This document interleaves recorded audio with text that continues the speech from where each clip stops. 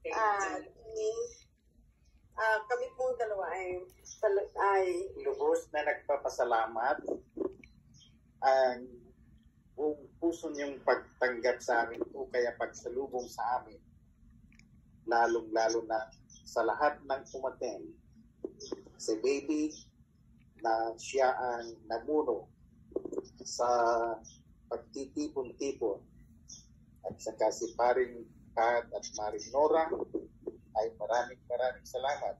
Hindi namin may paliwanag kung gaano kami kasaya nung makita namin kayo at lalong-lalo na nung tayo'y magkantahan, tumayo at kapisig tayo kumanta sa ating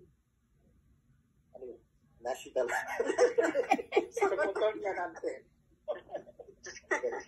At doon nakita namin, na-feel namin na ang pagtitipon-tipon natin ay talagang isa ang pakay natin na tayo ay magkapit-bisig habang ay hanggang sa tayo'y hindi na natin kaya magtitipon-tipon ulit.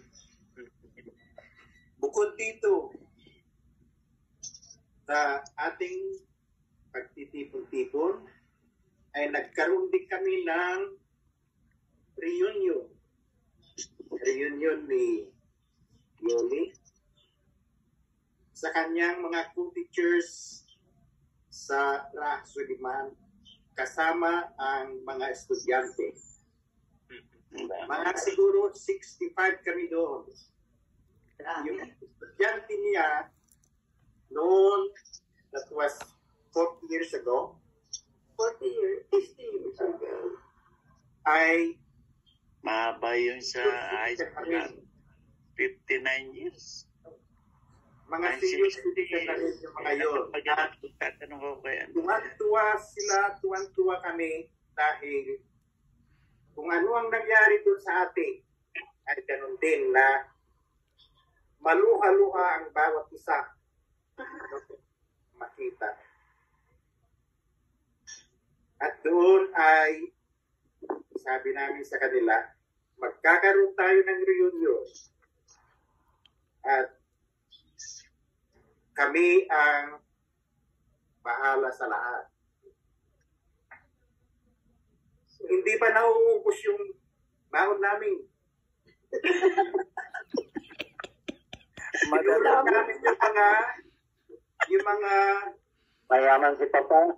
Classmate niya, yung mga classmate niya nung elementary saka high school at saka high school na tapos mga 15 pa kami ng mga magkaka-eskwela. At kami doon pa, pagkatapos noon, ay yung kanyang mga kamag-anak naman. Talagang marami. Marami reunion. Itong bakasyon namin ito ay puro ipon-ipon lang, hindi yung pasyal-pasyal na sightseeing or mga vacation spots. Hindi po, talagang dumalaw kami sa lahat ng aming mga pamilya at kaibigan.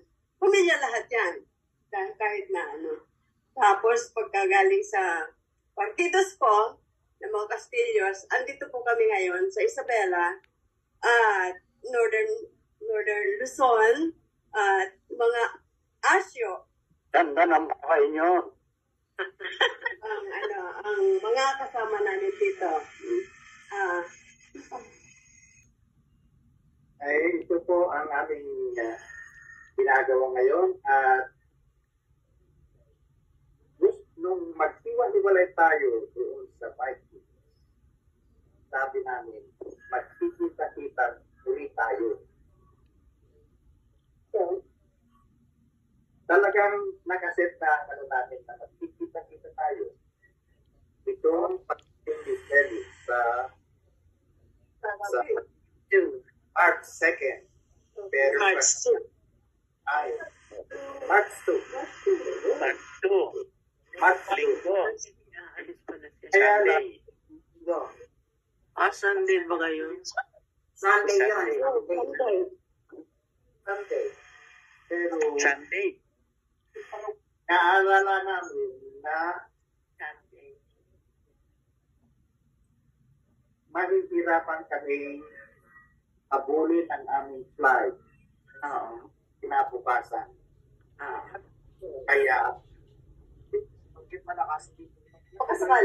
baka sakali, pero mahirap nga. Kasi, next day, next morning ay flight na namin na pauwi dito sa Amerika. Kaya, Luwasan naman. maraming salamat Maraming po salamat sa lahat. sa lahat, lalo na kay Felix na nagbuo ng kapisanan ito, sa lahat Si ng Josie. mga member. Kung wala ito ay hindi natin maaalala ang ating mga nakaraan Si sa Mano. Sokoto. Lahat. Lahat. Lahat. Maraming salamat po. At Kaya, pag uwi namin, tuloy, magkikita pa tayo. kita tayo. Kakanta pa si Amor. Kasama si Baby. Baby, halika na, kanta na tayo. Ay, siya nga pala. Nung sabi ko kay Baby, uwi kami. Tapos siya na nga ang bahala sa lahat. Pagkatapos, ay, talaga naman, she went, work so hard, Baby. She went right away. Hindi lang po, pero na yung phone calls. Lumakad siya, papunta doon sa Mega Mall. And then, ayan, sunod-sunod po ang kanyang follow-up sa kanyang mga invitations. Tapos sabi ko, dito gusto kong kumanta tayo nung ating Sokotonian anthem. Tapos sabi niya, baka hindi pumayag yung Mega Mall, baka mag-ingay tayo. Anyway, nag-type din ako ng mga songs. I made 10 copies of Sokotonian anthem, and then 10 copies of, yung isa, hindi ko matandaan. And then, yun nga. Tapos, distribute yun dun sa party. Yung tayo, sanay tayo dun sa mga words na yun. Pero yung mga first time na nakita yung words na ginawa ni Ate Feli, thank you Ate Feli, words na lyrics ng mga songs na yun, mangyak-iyak sila dahil naalala nila yung mga hirap, kinaanan ng bawat isa sa atin, ang ating buhay sa Nigeria, sa Sokoto, ng mga panahon yun. Noon lang nila nakita at talaga nakakaiyak. Anyway, yun, maraming salamat po. Ay ngayon, kakantahin natin lahat yung parting yun. Okay. Bisig tayong Sokotonians, Kailanman ay walang iwanan. Kahit sa ibang bansa'y naninirahan, pipilitin natin magbandingan. kahit sa ibang bansa'y naninirahan, pipilitin natin magbandingan. Pinalitan tayo. Hindi kaming Sokoton, tayong Sokotonian. Ipilitin nating magbandingan. Marami pong salamat. Salamat. At Happy Valentine. Happy Valentine.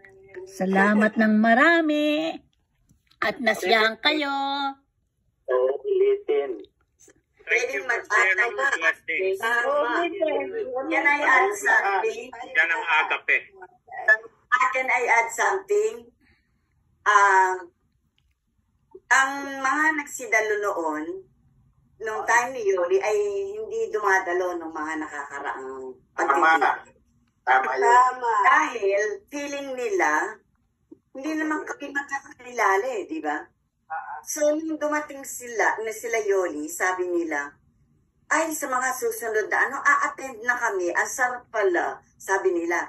Lalo na nga noong kinanta, itong kaya itinago ko to.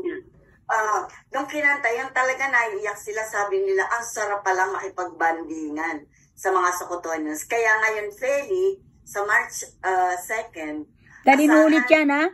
Dalhin mo ulit yung kopya na yan. Oo, magpapakapit ako. Kayo, galing ito. Sa, magpapakapit ako ng marami. Kasi sabi nila, masaya pala. Akala nila nung una, wala naman kaming kakilala. Batch, sila 76. So sabi nila, next time, basta rin lang pwede kami, sasama kami. Kaya makita mo, Feli, sila rin, the same persons, ang a-attend sa March 2nd. Maraming salamat, Yoli, kasi nabuksan yung mata namin na napaka-importante pala talaga to. Kasi ito yung nila, nadama nila, yung pakikipagbandingan pala, yun nga, sabi mo nga, tayo daw ito. Ito tayo, hindi dinanas na sa Nigeria. And so sabi nila, sige, basta pwede kami, dadalo kami kahit gaano kalayo ang pinanggalingan na. Sigurado ba silang yung naandyan noon, dadading din? Si Milet nakahabol. Nakahabol si Milet. Oh. Si Larena. Si Larena. Wala yan. Nandito pala sa Amerika yun. Sila po yung kantang If We Hold On Together.